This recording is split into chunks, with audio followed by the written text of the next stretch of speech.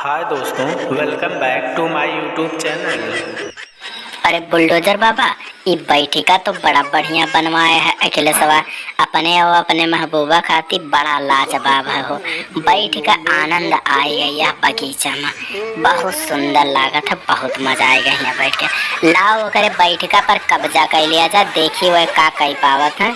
और देखियो अखिलेशवा आवे न पावे, आवे से पहले सूचना दे दियो, हम मतलब बताई उनका फिर।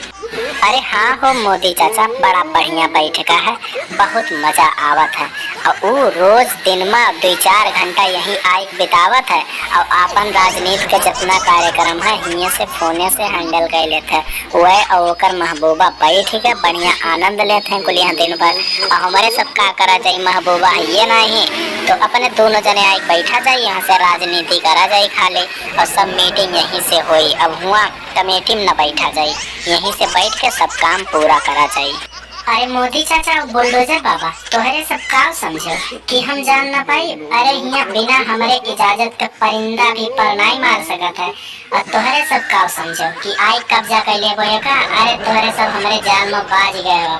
अब देखो तोहरे सब का धुलाई कुटाई अच्छे से हुई और ये किडनैप कई रख लिया। देखी तक के खोज पावत है तो हाँ, और कितना खोजवैया है तोहरे पास।